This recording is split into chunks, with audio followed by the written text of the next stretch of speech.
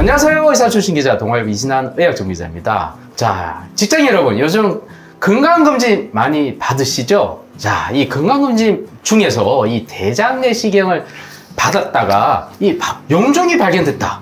그럼 가슴이 가장 덜컥거리면서 놀란 경우도 있을 것 같습니다. 대개는 떼어내서 이렇게 치료를 하게 되는 경우가 많은데요. 그래서 이 용종에 대해서 궁금한 분들이 너무너무 많아서 한번 만들어 봤습니다. 용종에 관한 오해와 진실, 전문가님을 모시고 시작해 보도록 하겠습니다. 네, 장턴 위튼 병원의 육대장입니다. 네, 육대장. 대장입니다. 네네. 제가 대장 암 전문이고 대장 내시경 또한 전문입니다. 네, 유튜브도 하시죠? 네네네. 예, 역시 유튜브 느낌이 팍팍 옵니다. 같은 유튜브끼리. 네, 자, 제가 주제를 용종에 대한 오해와 진실에 대해서 주제를 잡았습니다. 자, 많은 분들이 이 용종에 대해서 궁금해 합니다. 이 대장에 생기는 이 용종, 이게 왜 생기는지 좀 알려주시죠. 대장에 생기는 용종은 대장암의 발생 원인과 동일하다고 보시면 됩니다. 환경적 요인이 있고 유전적인 요인이 있는데 이게 함께 어우러지면서 용종이 발생하는 것이죠. 사람이 살아가면서 노화 현상이 생기기 때문에 노화에 관련해서 장점막이 변하면서 용종이 생기기도 하고, 또 비만, 또 식생활 습관이 좋지 않으신 분, 그리고 음주, 흡연, 이런 것들이 광범위한 여러 작용을 하는 것이라고 할 수 있습니다. 네, 우리 그 용종은 혹이라고 하고 또 물혹이라기도 하고, 우리가 흔히 신장에도 뭐 혹 생겼다 그러지, 간에도 뭔가 혹 생겼다 그러지, 이런 혹, 물혹 이런 겁니까? 용종은 장 점막의 비정상적인 발달로 생기는 것인 대부분인데, 그 중에서 크게 선종성 용종과 비선종성 용종이 있습니다. 선종은 결국 암으로 갈 수 있는 변화가 쌓여서 생긴 용종 타입을 말하는 것이죠. 이 선종성 용종이 문제가 됩니다. 대장에 생기는 용종을 제거해 보면 약 80~90%가 이 선종성 용종이 대부분이기 때문에 그래서 용종을 대장암의 씨앗이라고 얘기하곤 합니다. 그럼 비선종은 겨우 10%밖에 안 됩니까? 네네네. 그럼 용종을 그냥 놔두면 암으로 된다는 얘기인가요? 그렇죠.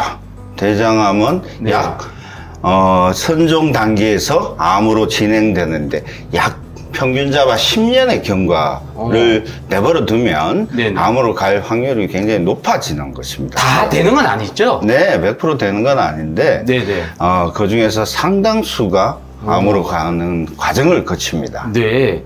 자, 그러니까 아까 유전적 요인도 있다고 그랬고 환경적 요인도 있다고 그랬지 않습니까? 그럼 용종은 뭐 어떤 특정 음식에 대해서 잘 생긴다? 네.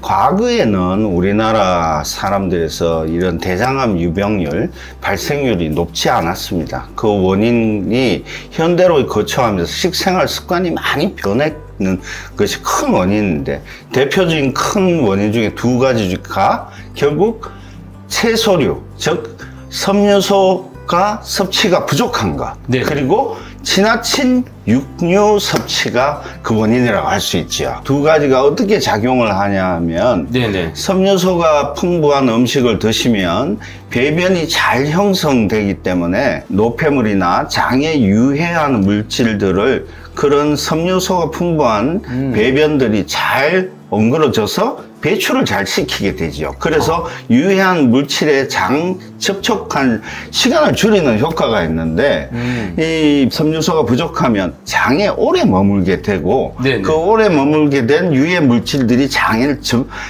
자극할 시간이 길어지는 것이죠. 그리고 또한 과다한 육류 섭취가 담즙산 배출을 늘게 하고, 그 소화되는 과정에서 장에 유해한 물질들이 많이 생깁니다. 그래서 적절하지 않은 섬유소 섭취가 부족한 지나친 육류 섭취가 문제라고 할 수 있겠습니다. 그 지나친 육류 섭취에 또 플러스 지나친 또 채소류를 같이 먹으면 좀 나을까요?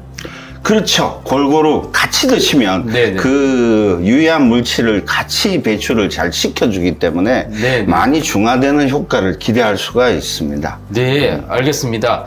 다음에는 고기와 채소를 같이 먹도록 하겠습니다. 네. 고기 많이 사주세요. 네, 알겠습니다. 자주 뵙지요. 네. 자, 용종도 아까 유전적인 요인, 즉 가족력이 또 관련돼 있다라고 하신 것 같은데 네. 그런 경우 잘 생깁니까? 네. 네. 용종은 굳이 설명을 한다면 대장암 가게 중에는 유전성 대장암 가게가 있습니다. 그런 분들은 유전적인 변형이 생겨서 그 유전적으로 그 가족 중에 대장암이 발생할 확률이 50% 이상의 확률로 유전적인 변형이 오는데 그런 가족들은 그 유전자 변형이 있으면 대장암의 씨앗인 용종이 잘 생길 수밖에 없지요. 그런 유전적인 가족형이 있는 반면에 또한 용종이 많으신 어른이 있는 분은 대부분이 음식 스타일이 비슷하게 흘러가는 경향이 있습니다.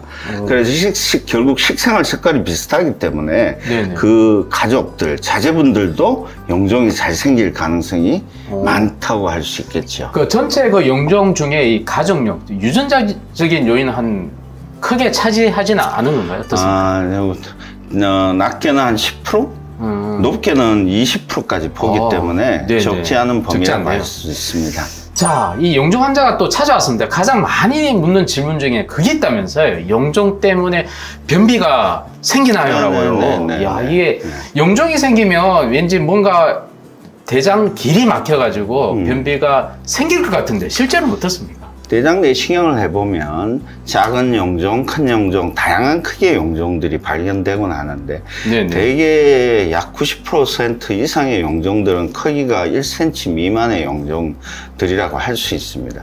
그런 용종들은 대장의 배변 습관을 흔들어 놓을 만큼 장의 운동성에 영향을 주지는 않습니다. 그렇군요. 그러나 2cm 이상의 용종들은 경우에 따라서 장의 움직임에 미세하거나 아니면 더 크면 그 영향을 줄 수 있기 때문에 네네. 큰 용종들은 배변 습관, 즉 장의 운동에 영향을 줄 수도 있다고 판단되어집니다. 네네.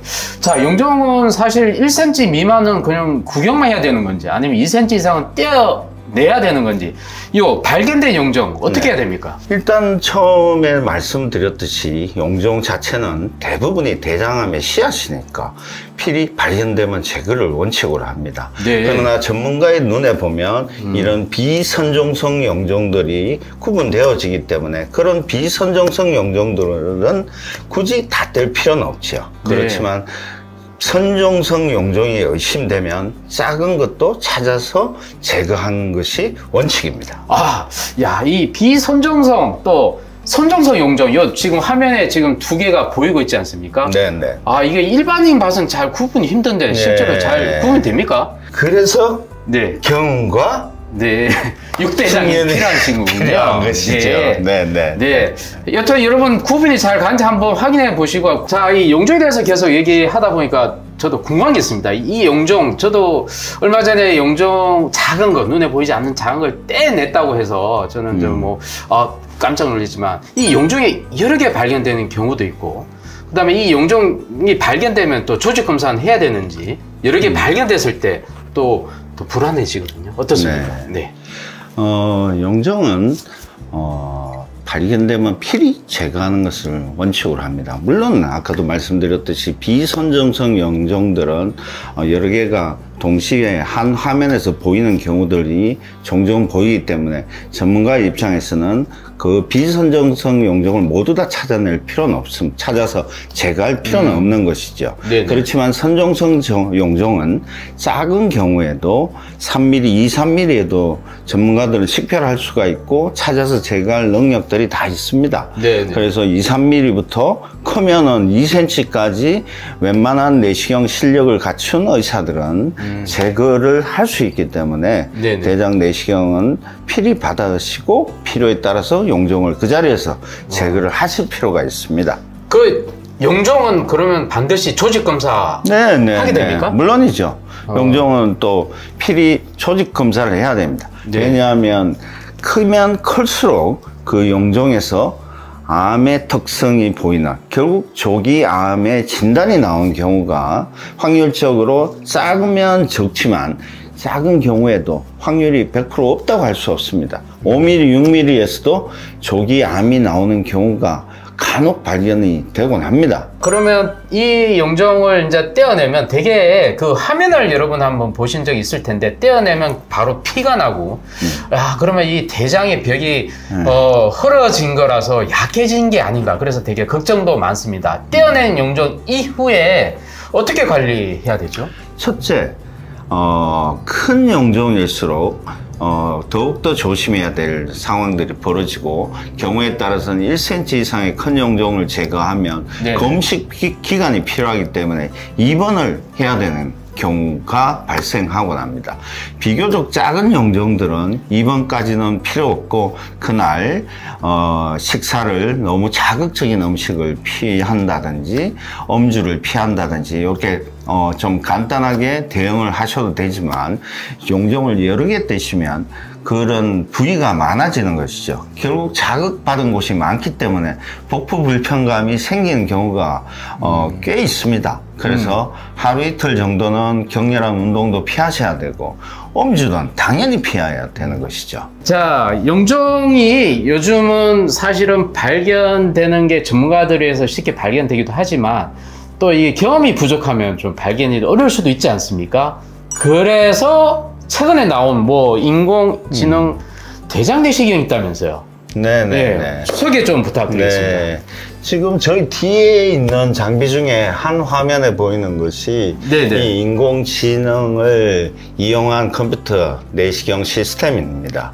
네네. 최근 몇 년 사이에 이런 인공지능을 가미한 대장 내시경 시스템들이 개발되어지고 있고, 그 중에 한 시스템을 저희 병원에서 이제 도입을 하게 되었는데, 첫째, 이 장비의 특성은 대장 내시경을 하면 실시간으로 그 화면을 전송을 해서 그 화면상에서 용종의 가능성이 높은 점막에 표시를 해주면서 경고음을 들려주죠. 네. 그래서 시술자, 내시경 시술자가 본 화면에서 보다가 경고음이 들리거나 어떤 사인이 주어지면 실제로 용종인가를 비교하면서 확인해 보는 과정을 거칩니다. 네. 이 시스템이 제가 도입한 이유는 정확도가 약 90% 이상, 용종을 발견할 수 있는 확률이 90% 이상이고, 그 민감도, 특이도가 상당히 개선되어 있습니다.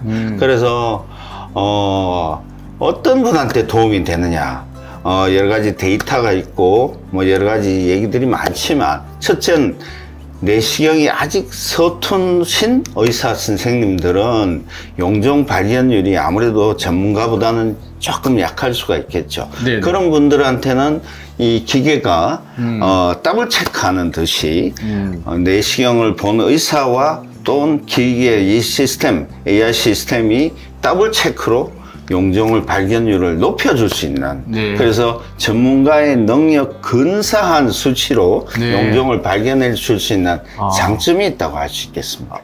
그렇군요. 우리 육대장께서도 뭐 실력은 뭐 아주 높지만 이 노안이 생기면 또 놓칠 수도 있어서 이런 인공지능 대장 내시경도 필요할 수도 있겠네요.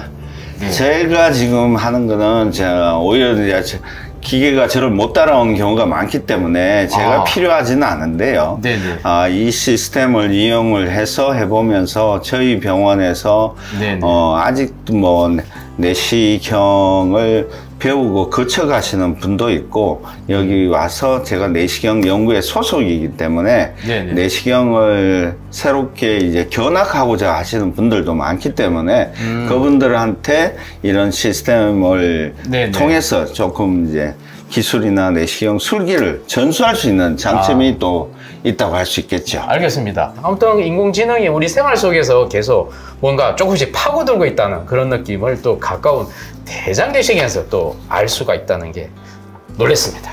대장 내시경 용종이 발견된 이후에는 어느 정도로 대장 내시경을 받아야 될지 요거 가이드라인이 있습니까? 네네네. 다행히 몇 년 전, 약 한 10년 전이죠. 대장 학문학회, 저희 대장과 학문을 전문으로 하는 학회에서 가이드라인을 만들었습니다. 대장암 추적 가이드라인, 대장 용종 추적 가이드라인인데, 위험한 용종이 발견된 분은 1년 후에 대장 내시경을 통해서 그 자리가 깨끗하게 잘 처리가 되었는지, 새로운 용종이 없는지 보기를 권유드리고, 작지만 여러 개의 용종이 있는 분들은 약 3년 정도 후에, 그리고 용종이 없는 분은 약 5년 후에 검사를 하시는 것을 권유하는 입장입니다. 그렇지만 이 가이드라인은 최소한의 원칙입니다.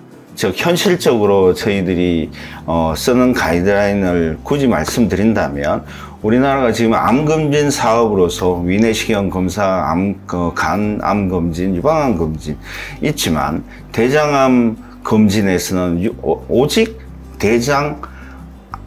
대변 검사만 있기 때문에, 이런 대장 내시경 검사를 도입을 해서 대장 전체를 확인하는 검사법이 아직 없는 것이 현실입니다. 그래서 이런 국가암 검진의 시기와 어느 정도 맞출 필요가 있겠습니다. 그렇게 함으로써 병원에 오는 시기를 잘 조율을 해드리는 것이 저희들이 또 할 일이라고 할 수 있죠. 네. 그래서 저는 대장 용종이 가볍게 몇 개 있는 분들, 위험하지 않는 용종을 가지신 분들은 2년 단위로 위 검사와 같이 하시기를 굳이 권유를 드리고, 용종이 없는 분은 약 한 4년 정도 한 번 공단 검진을 거칠 때 대장암 내시경 검사는 빼고 위암 검진만 하고, 그 다음에 위암 검진할 때 대장 내시경 검사를 같이 하면 아주 짜임새 있는 검사 시기가 될 것 같습니다. 네, 이렇게 하라는 이유는 사실 딴 게 아니라 이 외국에 비해서, 미국에 비해서 이 대장 내시경이 그렇게 비싸지 않기 때문에 자주 하는 것도 뭐 나쁘진 않다, 이렇게 하면 될 것 같고요. 2년에 한 번씩 위 검사에 또 대장 검사 같이 하면 조기 발견하는데 맞습니다. 생존율 높이는데 큰 도움이 될 것 같습니다. 자, 마지막으로 용종을 줄이는 생활 습관 있지 않습니까?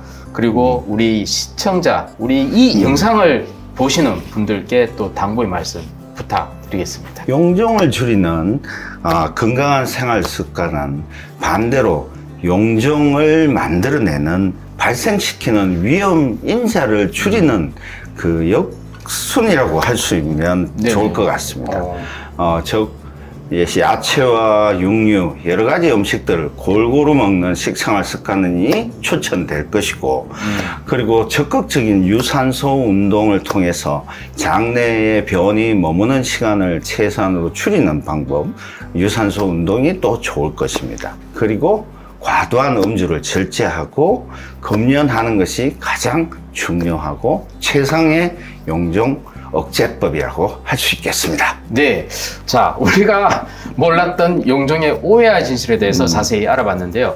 용종이 발견되면 이 걱정할 게 아니라, 내가 검사를 그래도 자주 해서 그렇게 발견됐구나 해서 안심을 하시는 게 좋을 것 같습니다. 자, 그 이전에 용종을 줄이는 의사가 말한 그 좋은 생활 습관 꼭 실천을 해 주시면 대장 건강, 그 다음에 용종 건강을 위해서 꼭 필요할 것 같습니다. 지금까지 시청해 주셔서 감사드리고요. 우리 육대장님, 우리 시청자 위해서 화이팅 한번 외치겠습니다. 대장용 없애자. 하나, 둘, 셋. 화이팅! 네.